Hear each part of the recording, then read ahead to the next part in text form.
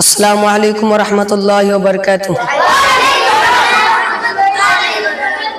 الحمد للہ وحدہ والصلاة والسلام علی من لا نبی بعدہ، اما بعد فاعوذ باللہ من الشیطان الرجیم، بسم اللہ الرحمن الرحیم۔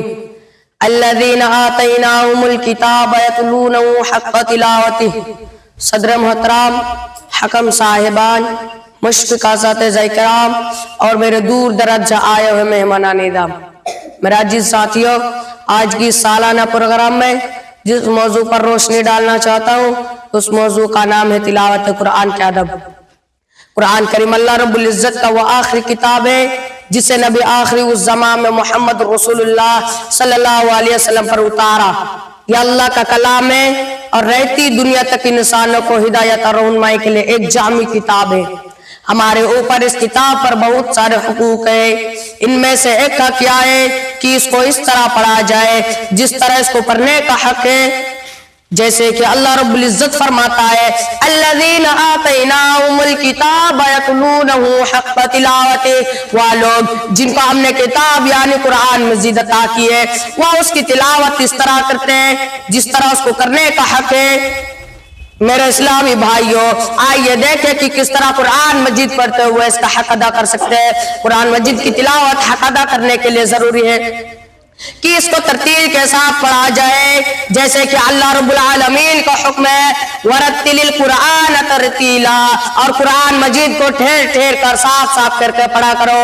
اور ایک مقام پر اللہ رب العالمین فرماتا ہے وَرَتَّلْنَاهُ تَرْتِيلًا، اور ہم نے قرآن مجید کو ٹھہر ٹھہر کر بھی پڑھ کے سنایا۔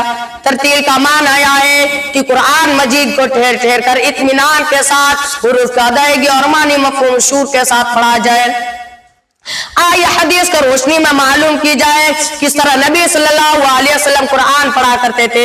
چنانچہ حضرت ام سلمہ رضی اللہ عنہ فرماتا ہے کہ کان رسول اللہ صلی اللہ علیہ وسلم قراءته يقرأ الحمد لله رب العالمين ثم الرحمن الرحيم ثم صحیح ترمذی کی روایت ہے نبی صلی اللہ علیہ وسلم اپنے قراءتوں کو ایک ایک آیت کر کے پڑھا کرتے تھے۔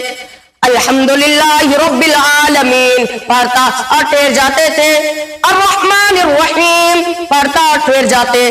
میرے بھائیوں، آئیے حدیث سے یہ بھی معلوم کی جائے کس طرح صحابہ کرام نے قرآن مجید کو اللہ کے رسول صلی اللہ علیہ وسلم سے پڑھا اور اپنے شاگردوں کو کس طرح پڑھایا۔ حضرت موسیٰ بن یزید رضی اللہ عنہ بیان کرتے ہیں کہ عبداللہ بن مسعود رضی اللہ عنہ نے ایک آدمی کو قرآن پڑھایا کرتے تھے تو اس آدمی نے پڑھا انما الصدقات للفقراء والمساکین، بغیر مد کے للفقراء پڑھا تو عبداللہ بن مسعود رضی اللہ عنہ نے فرمایا اس طرح نبی صلی اللہ علیہ وسلم نہیں پڑھایا تھا۔ تو اس شخص نے عرض کیا کس سے پڑھایا تھا؟ تو عبداللہ بن مسعود رضی اللہ عنہ نے انما الصدقات للفقراء والمساکین وہ پڑھ کے سنایا اور للفقراء میں مد گیا۔ ذرا غور فرمائیے، صرف فقراء پر مد نہیں کیا پر عبداللہ بن مسعود رضی اللہ عنہ نے فوراً ٹوک دیا اور صحیح کرایا۔ اور آج ہم لوگوں کو تجوید نہ معلوم کی وجہ سے کتنا بڑی بڑی غلطیاں کر رہے ہیں ہم۔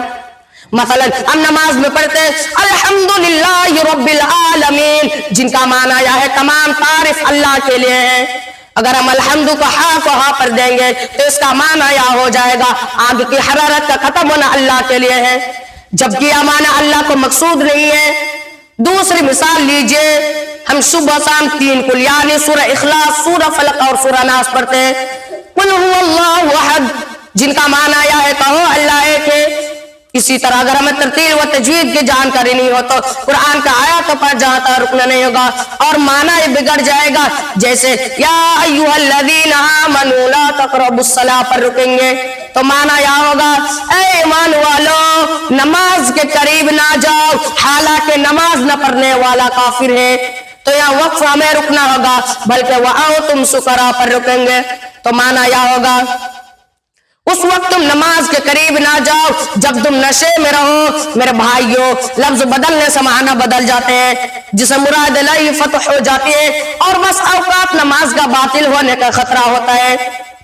اس لیے قرآن مجید کو ترتیل و تجوید سے پڑھنا ضروری ہے، جسے رمود اوقات یعنی ہمیں کہاں رکنا ہے اور کہاں نہیں رکنا ہے اس کی علامت لکھ دی گئی ہے۔ اور آج ہمارے ہاتھ میں موبائل بھی ہے، اس کے ذریعے ہم اچھے قاری کی تلاوت سن کر اپنے تجوید کو صحیح کر سکتے ہیں۔